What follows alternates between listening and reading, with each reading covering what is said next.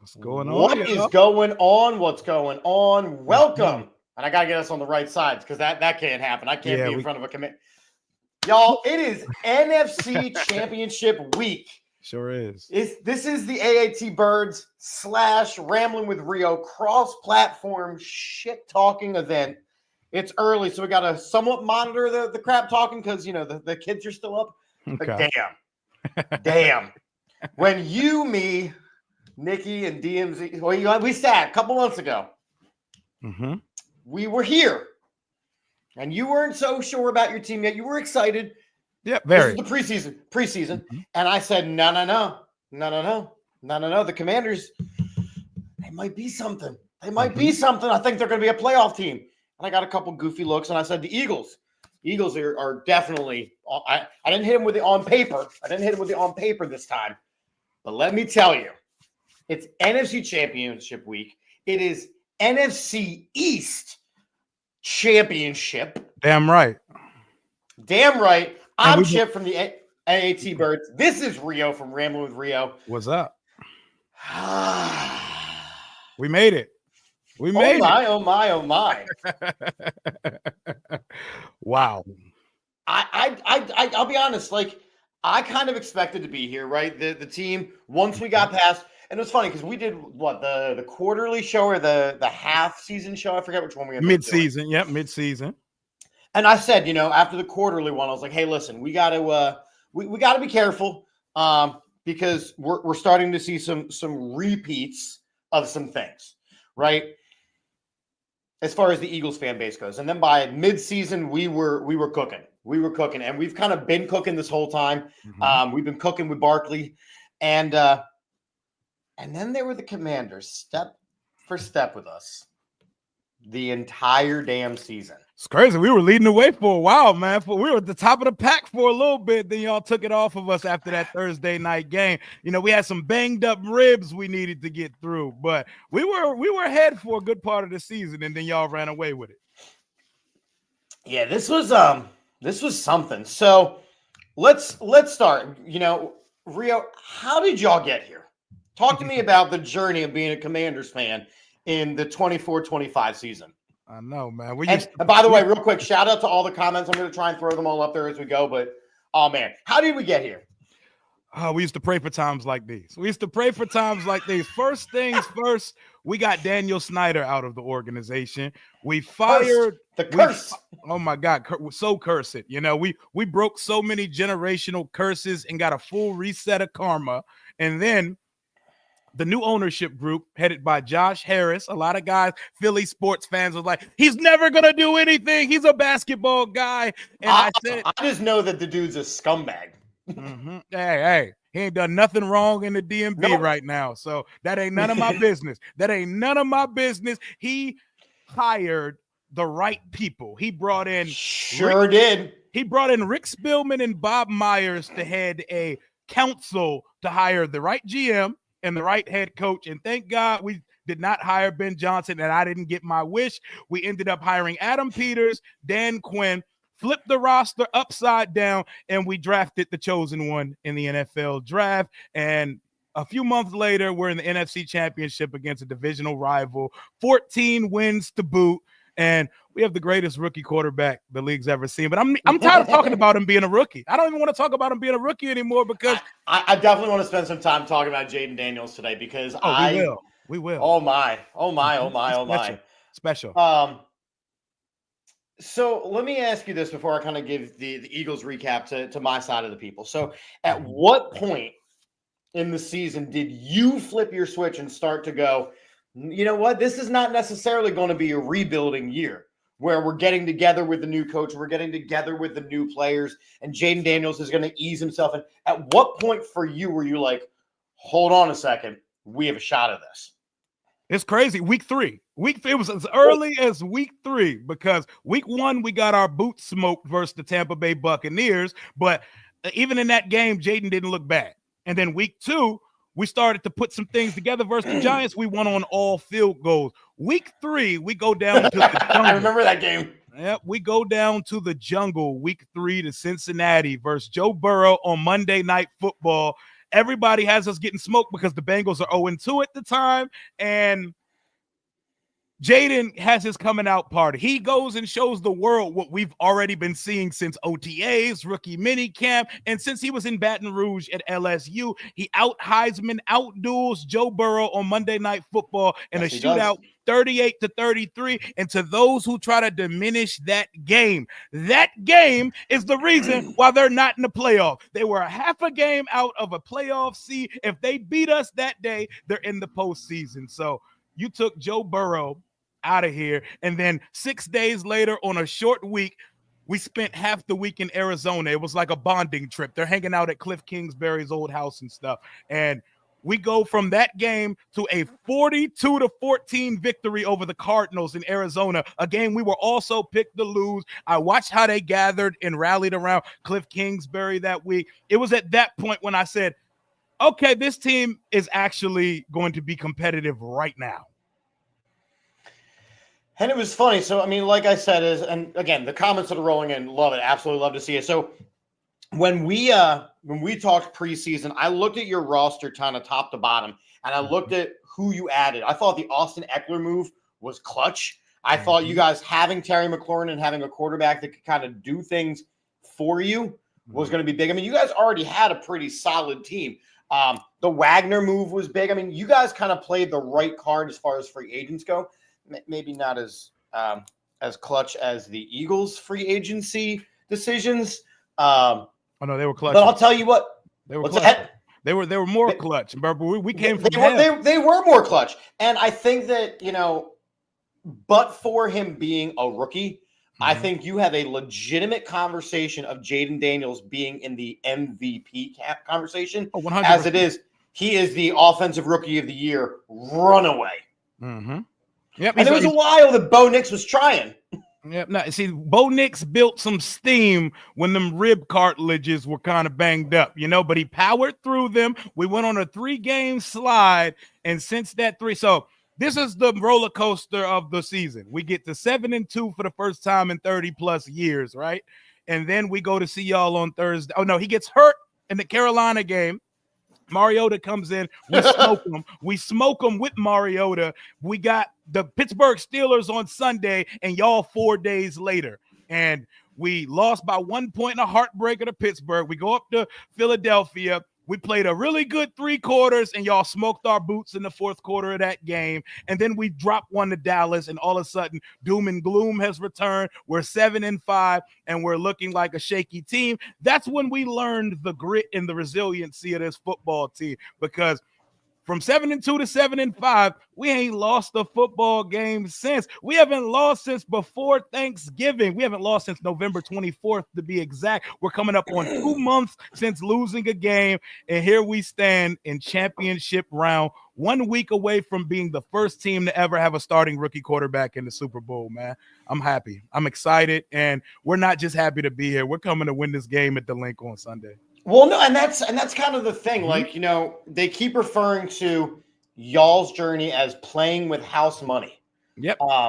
Which I can kind of see, right? I can kind of see that being the case because you weren't supposed to be here this quick, right? But here you stand. And, you took the Lions team who I kind of felt at some point the injuries were going to catch up to them, and you pummeled them. Right, you absolutely pummeled them. That was a smackdown. I see you mentioned the injury. So before we played them, did you think we were going to beat this team on Saturday? The Lions? Yes, before the game. No, you and your entire family. Selfishly, I did because I wanted to host. Okay. But did you think, that's your heart? Did your head say Washington's going to go up to Detroit and win on Saturday? I didn't know. Watching the way that Jaden Daniels has been playing this year and leading this team, watching the way that Dan Quinn has made this team really legitimate competitors, I wasn't sure. Like I said, the injuries I felt were going to catch up. I thought if anybody had a shot at it, it was going to be the Commanders. But I still thought the Lions were going to pull it out, and then they kicked off. Yep. And the game happened, and we put 45 on their head tops. And despite the fact that they gained 500 yards of offense and ran for 200 yards, we forced 5 turnovers, and we proceeded to only punt one time and drive on them the entire game, just like we did in the first round of the season. I'm interested to hear how we're going to slow this down this week. Well, let's talk about the Eagles' journey first, right? Because we're cross-streaming here. So you got your chance. The Eagles' season ended last year with a horrific losing streak where they all just forgot how to play football. Who? Against the Eagles. Who'd y'all lose to in the first round last year? I think, was it y'all? No, it was the Tampa Bay Buccaneers. I know. I can't relate. I can't relate because we beat Tampa Bay over here. But we can proceed. We shall. So we go again. We go to Brazil. We play the Packers, and it's a weird game, and you start to see the kind of leaning towards that. Are they going to choke? They do it in the second game of the season. Are they going to choke? Right? They get the wins, but are they going to choke? We have an early ass bye week, and in that early ass bye week, there is talk of skinning Nick Sirianni and firing his ass because of the continual slide, right? The slide was a problem. And then all of a sudden, the Philadelphia Eagles realized that, I don't know, Saquon Barkley is him. And you should, I don't know, let the MVP caliber running back run the ball behind one of, if not the best offensive line in football. Yep. And when they did that, all of a sudden, Saquon Barkley is a 2,000-yard rusher. You know, the only reason why he's not going to win the MVP is because of the brotherly shove, right? If he scores those touchdowns in the goal, in the red zone, he's a runaway MVP candidate. But as it is, it's a quarterback award. I still kind of hope that he's going to win the Offensive Player of the Year. He should, in my opinion. He'll get it. I think that that's kind of becoming a non-quarterback award, so I'm kind of hoping that that's what it will be. But again, this Philadelphia Eagles team kind of all came together. I think the game that we really need to talk about is where the Commanders beat us. Mm-hmm. And kind of some of the why behind it. Now, I am not going to sit here and make excuses, except for these two excuses, right? Bring them. Number one, Jalen Hurts was knocked out of the game. Jalen Hurts was knocked out 11 plays into the game, and Kenny Pickett is not Jalen Hurts. Mm-hmm. As we saw by realizing that Tanner McKee is a better backup quarterback than Kenny Pickett. Correct. Number two, ejecting C.J. Gardner-Johnson changed that game. Now, I'm not saying that you guys wouldn't have won because I'm not that guy. Mm-hmm. I'm not that guy, but those are two things that were not characteristic of this Eagles team the entire season. Yeah. And we can't apologize for winning football games, Chip. No, and you shouldn't. You shouldn't. Because the biggest example of this, an entire NFL rule was curated after the 2022 NFC Championship. How many people did y'all apologize to when Brock Purdy and Josh Johnson were knocked out the game and the Niners didn't have a quarterback to play against y'all? Listen, a win is a win is a win. Mm-hmm. Y'all wore your hats, your T-shirts, and y'all went up to the Super Bowl and y'all held it down. Y'all didn't finish, but y'all went toe-to-toe with the Kansas City Chiefs. That's football. Sometimes guys get knocked out of game. Here's my thing. Y'all are the number 1 ranked defense in the NFL. Y'all have a top 2 roster in the NFL. Y'all can't hold it down versus a team that you're supposedly superior to. Why does a rookie quarterback have his best game of his career versus the number 1 defense in the league? Well, let's talk about that. All right. Mm-hmm. Jaden Daniels this season, 2 games against Philly, 46-71. Because Johnny was sending me stats. Johnny's my stats guy. You know that, right? 449, 6 touchdowns, 3 interceptions. Yep. Okay. So he has not done phenomenal against Philly. However, he did hold it down. When we ended up winning, we were up 26-10 on that Thursday night game. Let y'all score a little bit. Again, a little garbage time touchdown at the end. Yeah, we got a little garbage time touchdown, right? Yeah, that game went into the fourth quarter in the 6th. That's also correct. Again, it's the idea of the Eagles not being able to finish games, right? So, and then in the Washington when you guys won, Pickett throws a terrible interception because, again, Kenny Pickett is not him. 21-7 and then 27-14 before C.J. Gardner-Johnson's thrown out. So, again, not making excuses, but the numbers do number. Now, as far as quarterback play goes, Jaden Daniels has been something completely different. Completely different. I will say the second season is where we really see things, right? You saw a massive drop-off with C.J. Stroud this year. It didn't help that all his weapons got hurt. All of his weapons got. Well, you can't help who's playing and who gets knocked out of a game, Rio. I believe you just said that, sir. Yep, that's the thing. And the second year is vital too. But circling back to that Eagles game, though, Jaden scored 5 times on you guys that day. He scored 30. He sure did. And the thing is, do you know how much points we left stranded because we turned it over 5 times? You know how irregular it is to score 36 points, 5 touchdowns, including the walk-off game winner at the end, despite 5 turnovers. That's 2 Brian Robinson fumbles. That's a De'Ami Brown fumble and 2 Jaden Daniels interceptions. And he still walked that defense down 5 times. Some of the best fourth down our biggest fourth down conversion of the season was 4th and 11. Going into the fourth quarter, there's seconds left in the third quarter. 4th and 11, he splits your entire defense and goes up the sideline for 30. I mean, Chauncey Gardner-Johnson is good. CeeDee's good, but let's not act like Ed Reed's on that football field. Let's not act like that's Troy Polamalu on that football field. Let's go Eagles. I won't act like he's Brian Dawkins on that football field.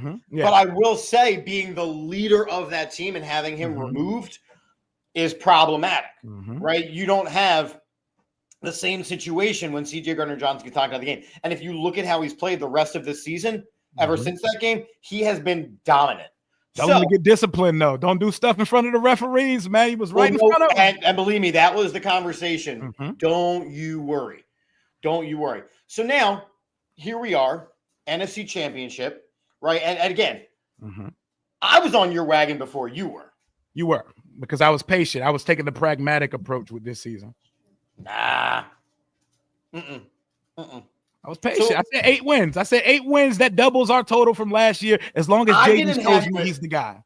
I didn't have you guys at 14, but I had you in the playoffs. I definitely had you in the playoffs. I was like, Jaden Daniels is going to be something special. I mean, he's an impressive young guy. However, how are y'all going to stop the should be NFL MVP in Saquon Barkley? Y'all not going to run the ball the 60 times. Y'all not going to run the ball for 60 minutes. And if it was something we were not used to, it would scare me. Saquon's going to get his. You can already pencil in 100+ yards and a touchdown, possibly a touchdown plus. We do this every week. Jahmyr Gibbs killed us last week.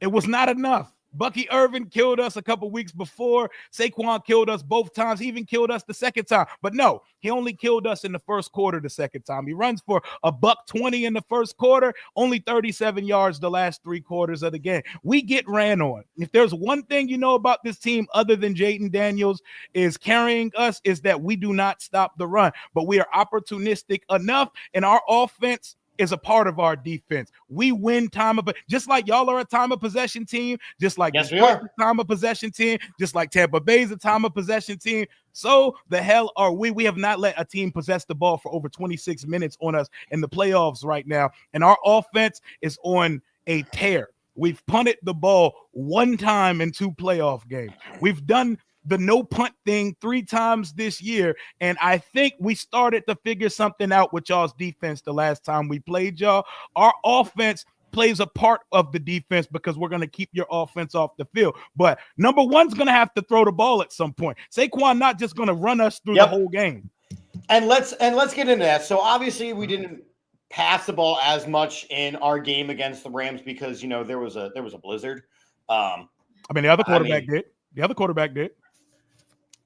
Okay, but again, 28-22. He didn't do that until the end of the game. It was a close game. It ended up being a close game. The only time it was ever a doubt was when he turned it 28-22. It was a close. It was a 1 possession game most of the game, Chip.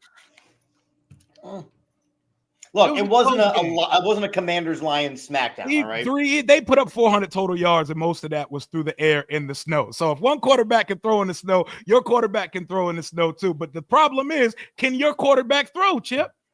He can. Part of the issue that Jalen Hurts has been having this year, and look, we've talked about it on our show too, is he is holding on to the ball entirely too damn long. Yep. Right? When the reason why Tanner McKee had such a good game, it was one read and a quick throw out.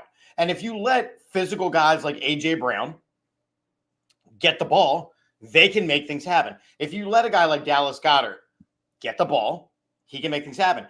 And then what ends up happening is as you run the ball more, what ends up happening is Devontae Smith is able to sneak behind that team, right? But Jalen Hurts has got to be able to throw the ball. The blocking wasn't phenomenal. I'm going to say maybe because of the footing. I don't know. It was not our best offensive line game. Snow is stupid. Snow is terrible. It is the ultimate equalizer. It's not right. But again, this Eagles team, you're right, does need Jalen Hurts to throw the ball because it allows for the play action pass. And the other problem with the beginning of the season versus the middle chunk of the season is, yes, the zone read was absolutely a thing, right? The zone read is absolutely a thing. But design quarterback runs were not. Design quarterback runs shouldn't have been. And the more you allow Jalen Hurts to run, the more he's going to get beat up on. And you saw that. Part of the reason why he got the concussion, right? He ran, he got his head smashed into the ground, and all of a sudden we had Kenny Pickett for a week. Legally. That hit was legal, by the way. Agree to disagree.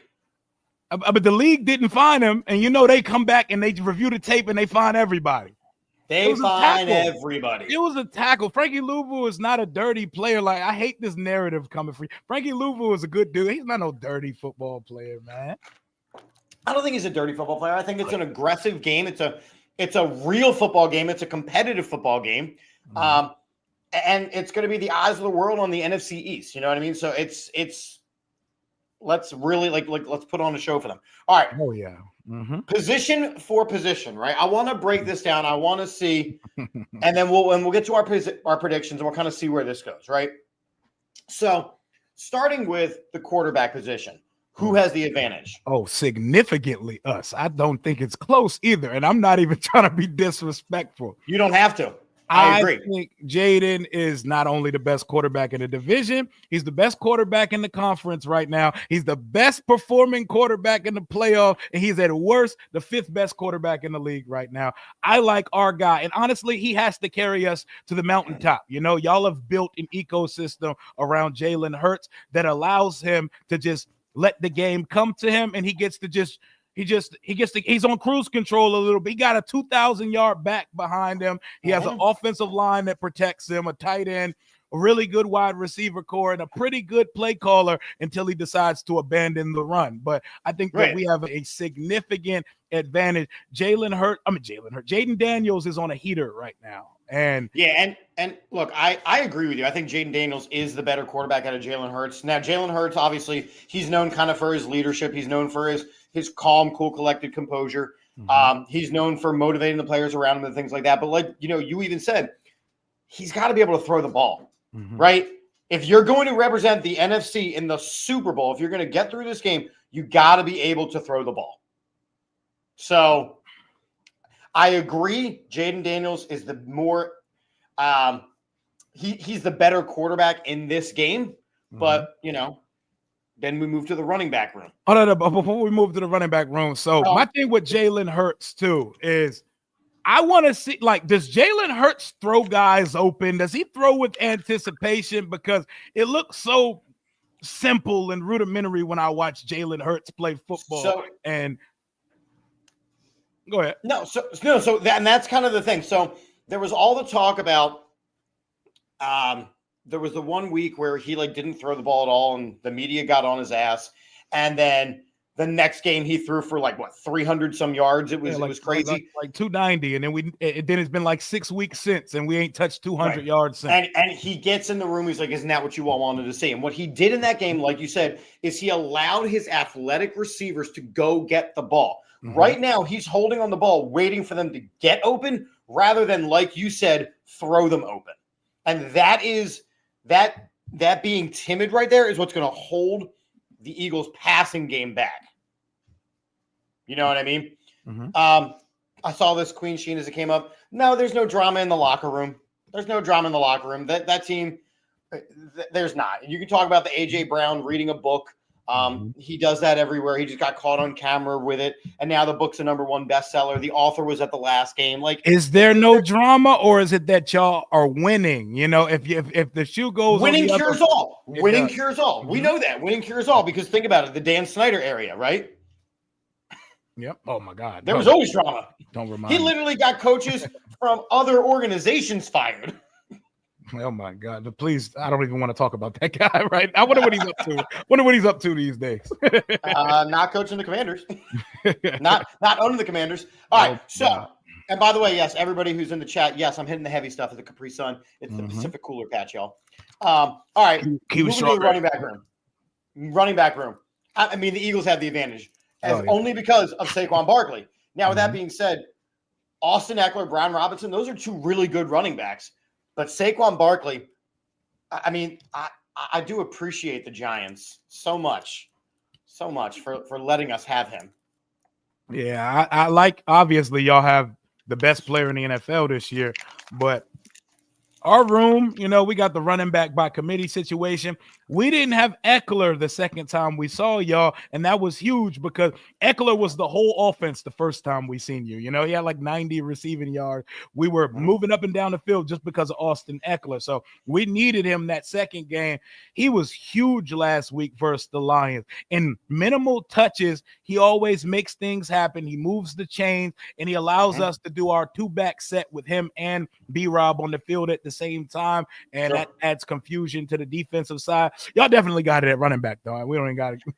And I like this one. You know, don't sleep on Kenny Gainwell. Kenny Gainwell has been a huge spellback for the Eagles. I mean, he's our third down running back. You see him a lot in passing situations. I mean, he really has been doing a nice job when, you know, they're taping up Saquon Barkley when he's, you know, tired from running 75 yards down the field. Like, that's what it is. Well, yeah, but yeah, running back, y'all clearly have the advantage, but it's all good, man. Our running backs just got to do enough, man. They just got to do enough. Wide receiver as a group. What you got here? I mean, y'all have not yet seen playoff De'Ami Brown. Playoff De'Ami Brown has taken off in a way that he has not taken off in his 4 years here. You got a little piece of it last time we played y'all. He burnt Slay up the sideline when we were backed up against our end zone for about a 40-yard gain. But playoff De'Ami Brown is something a lot of people will not be familiar with. We know what Terry's doing. Terry's having a career year, set the franchise record for touchdown receptions, finally got his recognition as a second team All-Pro like your guy A.J. Brown. But outside of Terry and De'Ami, you know, it's a mixed bag of we'll see each week. Olamide Zaccheaus is banged up right now. You're welcome for him, by the way. You know, he had 2 tutties last time we played, y'all. Jamison Crowder's old, but he can get active a little bit when we need him to. And Luke McCaffrey is, you know, he's a nepotism kid, but he works hard, he blocks, and we don't have much in the wide receiver room, but we make it work though. We make it work. And that's kind of the equalizer, right? So we have the bigger names in the wide receiver room. You know, A.J. Brown, Devontae Smith, hell, Jahan Dotson, right? We borrowed him from y'all, and he's kind of been playing a little bit. So, but the issue is, can we get them the ball, right? It kind of goes back to the quarterback conversation. You guys have less, but are doing more with it. We have more, but are doing less with it. Because this guy, man, it's nice to have a quarterback, man. I think if you're going position by position, the Eagles have the advantage. I think if you're going offense as a whole, as far as wide receivers go, you probably would get the edge just because of how good Jaden Daniels has been with his receivers.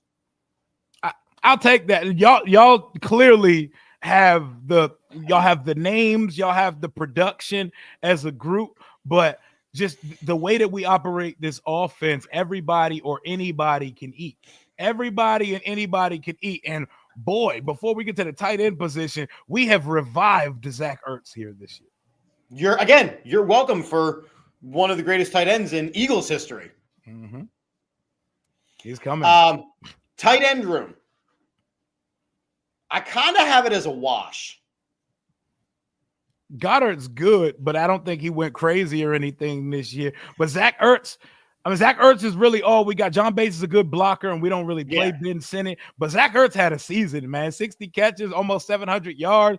He's caught 8 touchdowns. But that's a rookie quarterback's security blanket. It is. Right? You look at any real rookie quarterback, and if they've got a good tight end, that's going to be the fail-safe. So I'm not surprised. Like, even when Ertz was here, he was Carson Wentz's fail-safe. He was Jalen Hurts' fail-safe. Like, that's just kind of what it is.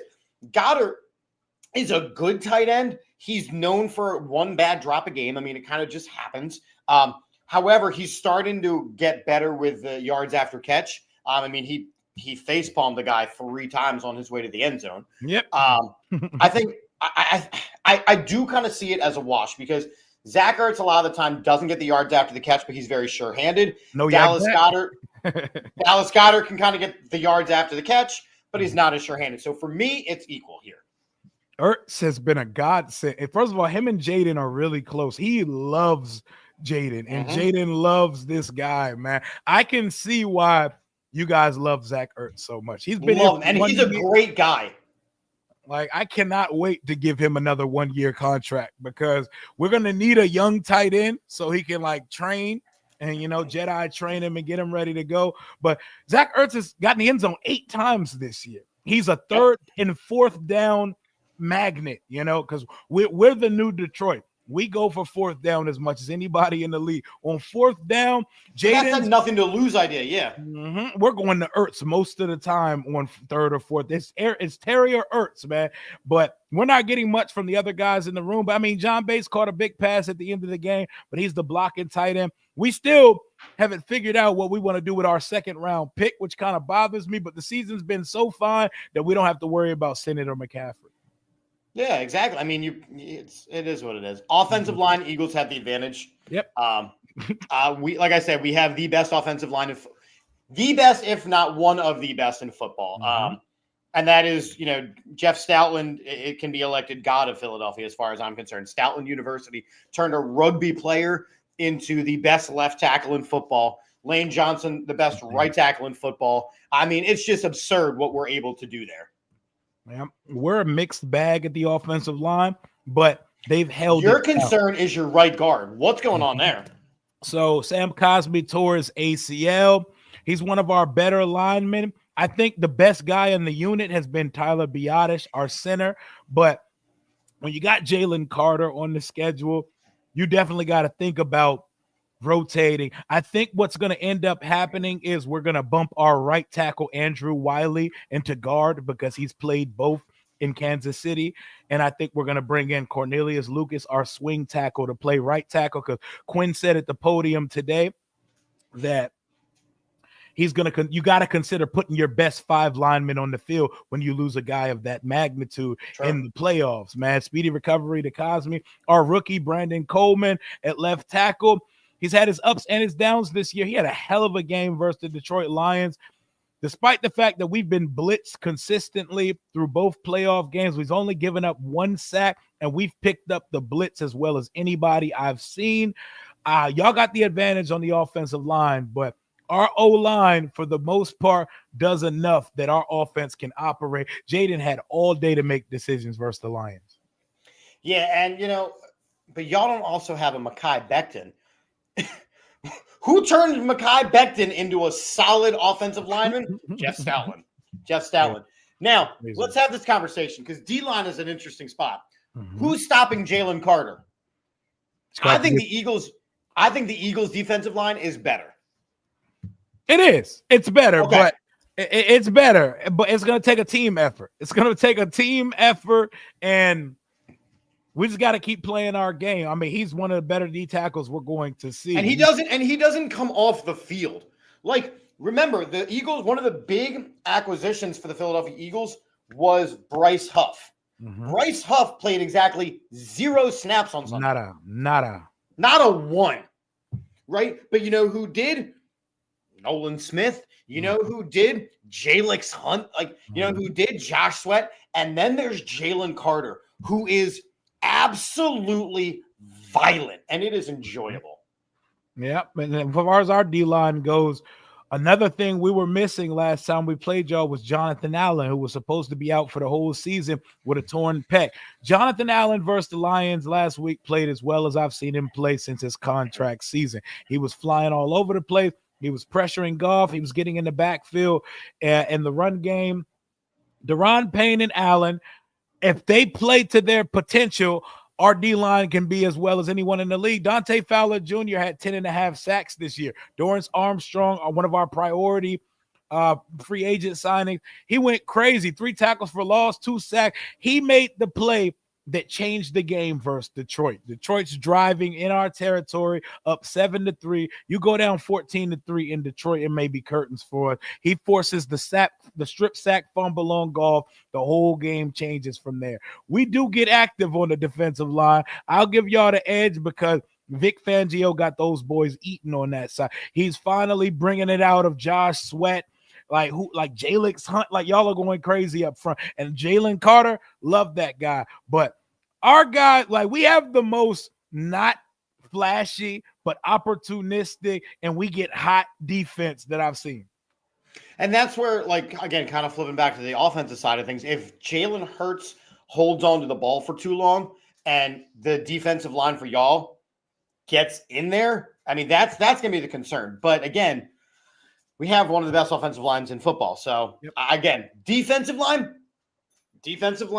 again, we have the advantage. As you move to linebacker, when Nakobe Dean went down, even though we have Zach Bond, who is a finalist for Defensive Player of the Year and should be, if you look at his numbers compared to, like, the year that, like, Luke Kuechly won it, they're better.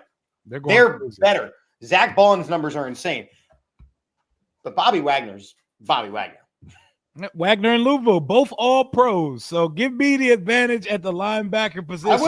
I will. 2 second-team all pros, 2 guys over 100 tackles for the season. Louisville is the guy we use like Parsons. You know, we make him a part-time pass rusher, part-time off-ball backer. Our linebackers I've went without linebackers for so long, despite the fact it's brutal. Del Rio and Rivera just neglected the position, despite the fact that it's the position that they both played in the league. We never had them. So it's a godsend that we got 2 this year, and they both were all pros in their first year here. Yeah, and I mean, you know, like on the Eagles side of things, Nakobe Dean had an incredible season. You know, losing him to an injury, I think it's kind of devastating to the team. But with that being said, you guys have the advantage even with Nakobe Dean playing. Yep. Secondary. Well-rounded room. Secondary, I mean, we're coming. We're getting there. We're getting there in the secondary, man. We're finally getting Marshawn Lattimore healthy, and Mikey Sanders-Still is so good, man. Mikey Sanders-Still has really come on strong. He had 2 picks on Saturday night, our rookie out of Michigan. He had 4 picks on the season, including the regular season, but you could tell the instincts are there and the game is slowing down for him. Our safeties are very solid. Quan Martin had the pick 6 that helped bust that game open versus the Lions. And Jeremy Chin, he's definitely going to get a long-term contract here because he's been solid. But, you know, Quinyon, Slay, I'll give y'all the edge in the secondary. CD, I'll give y'all the edge in the secondary. But it's not much. It's not much. I think that Darius Slay's technique is really good, but I don't know if he's got the speed to cover. Quinyon Mitchell has been lights out all season. If he has 1 or 2 interceptions in the regular season, he's the defensive rookie of the year. But because he didn't have literally any, CJ kept stealing his interceptions when they were up there. So I think that's going to not allow him to be the defensive rookie of the year. You know, you're forgetting about my man Cooper DeJean, who kind of came out of nowhere. CJ Gardner-Johnson. Reed Blankenship is an assassin back there. So Eagles have the advantage as far as secondary goes. I mean, special teams, we all suck. Our kickers are terrible. They both stink. Yeah, we've been through 6 this year. I love Jake Elliott, but all of a sudden, dude has forgotten how to kick extra points. Yep. Which could have cost us the game, right? You guys won a game with all field goals. Yep. So if it comes down to special teams, just have the Bills and the Chiefs play again in the Super Bowl. Just if that's what's going to be, then just don't send either of us. All right. So that takes us to, we've gone position by position. We'll go coaches. Who's got the advantage there? Mm-hmm. And then we'll do the prediction thing. Let's do it. Who you got as far as the better coach goes? Dan Quinn, baby. Let's go. Give me Dan Quinn. That is a leader of men. He should have a ring on his finger, but he does not. But it's okay. We're coming back to kill some of those demons that he had in Atlanta. Give me DQ. I think he's a better leader of men. I think he's assembled a phenomenal staff, and he's only been here in year one. I don't think Nick Sirianni could walk into any building and have the team this prepared in his first year there. Except he did. Nick Sirianni's gotten us to the playoffs every single year of his tenure. And y'all were in conference championship weekend, or were y'all one and done when y'all went to the playoffs that first time? No, we snuck in and got our asses spanked by Tom Brady and the Bucs. Mm-hmm. The following season, we went to the Super Bowl. Yep. Nick Sirianni is somehow going to, if he wins the Super Bowl, he's going to go down as the best coach in Eagles history. I like the guy. I think he's absolutely insane. He's unhinged. We're going to go with that. I mean, he obviously is a leader of men. Same thing. The guys love to play for him. The Eagles fans tolerate him as much as they tolerate any coach. I think y'all got us. I think y'all got it at DC. I think we got it at OC, and I'm taking DQ over Sirianni. All right, so let's get to it. We got predictions to make. Mm-hmm. You, sir, what you got? Okay. We're punching that ticket to New Orleans, baby. Super Bowl 59. Washington's coming into Philadelphia 30-24. I got 3 Jaden Daniels touchdowns. I think he throws for 300 yards on Sunday because he has to throw for 300 yards on Sunday. Give me 3 touchdowns. Give me 49 yards on the ground, 30-24. And when we get to 6:15 Eastern Standard Time, it's going to be silent in the link, and the only sounds you're going to hear are the music coming from the locker room as we put hats and T-shirts on, baby. Let's go to the Super Bowl. Well, it's nice that you have your delusions. It's nice that you've had this season, but as I said to you in the text message, I called you Cinderfella for a reason. Mm-hmm. And your time, it's about to run out. The Eagles, because of their better running game, because of their better defense, because of having the best defense in the NFL, because of the places where we are better than you, we don't need Jalen Hurts to win the game. Mm-hmm. We need him to manage us to a win. And that is the difference. You need Jaden Daniels to win you a football game. 100%. I think it's going to be close. I think it's going to be stressful, as all NFC battles are, as all NFC East battles are. I do have the Eagles heading to another Super Bowl. I have them gutting there by a score of 27-24. Okay. It is going to be tight. It's going to be tight. Mm-hmm. It is going to be tight. It's going to be a good game. And my thing is, this is different than the last 2 times y'all went to the NFC Championship. This is not Case Keenum, and this is not a quarterback-less 49ers team. And I think the ultimate equalizer in the postseason is if you have a special quarterback, and he carries, and that energy reverberates throughout this roster. We're out kicking our coverage. We're shooting we're punching up because this team believes, this team is well prepared, and this offense executes so flawlessly under Jaden Daniels, man. Y'all got to stop us too. As a matter of fact, y'all got to stop us because our offense is performing as well as any in the playoffs right now. Yeah, but I hear you. When you say that, I hear what you're trying to speak into existence. But y'all played a team. We played we beat the best team in the conference. But that's not the best team, right? They had the best record. They were the best. They were not the best team by the time you got to them, right? You guys went against a corner who had played, what, 3 snaps in his NFL that has, career? I do not care. That's a 15-2. That's the best offense in the NFL, and we outplayed them Saturday. Their offense is better than yours. Defense. Sure. Their offense is better than yours, and we outscored them on Sunday. Okay. Everybody, like, I just seen the same Lions team beat the dog shit out the Minnesota Vikings a couple weeks ago.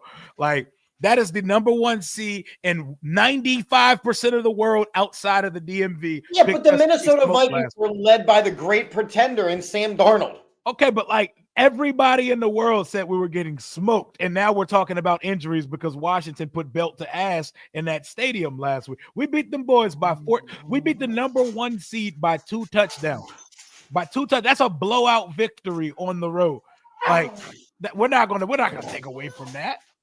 No, we're not. Like I said, going into the game selfishly, I wanted y'all to win so we could host. You know, that was always the goal. And I wanted this rematch. I wanted this battle. So here we are. You guys have you have your team winning. I have my team winning. And there we go. So we're going to see. We got some time. I love the comments rolling in. You know, I'll take my shots. I appreciate it. You taking your shots, you know, you got to appreciate it too. I love the fan base. So you have what coming up this week? Because you still got a whole bunch of streaming to do. Oh yeah, I'm about to go live again at 7:30 with Philly 500, and I'll find some more content to do over the next couple of days. I'm hopping on a couple other channels, and Sunday I'm streaming all day watch party for the game. I cannot wait. I'm so ready. I can't breathe. I want it to be Sunday already. All right. And again, he's over there. He's rambling with Rio. I'm Chip. I'm from the AAT Birds team. We will be going live on our network tonight doing our official Eagles preview show where it's a lot of Eagles things, Eagles only. Appreciate I'm a somewhat decent Phillies Eagles fan because, you know, I understand the same dude. My guy. I understand what a Eagles fan tends to be. How my own mother is a delusional Eagles fan. So I get it. But that's where we're at. So I appreciate you, Rio. I don't want to talk to you for a couple of days, but I appreciate you.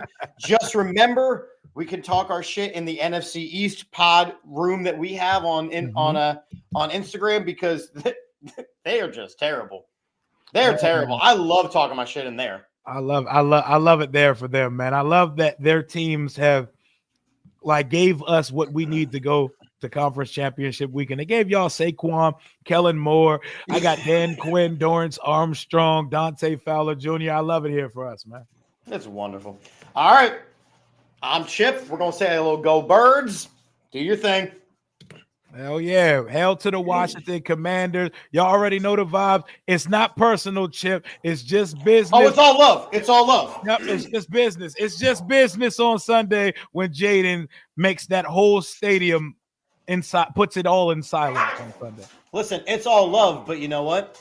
It's all brotherly love. Peace. We out of here.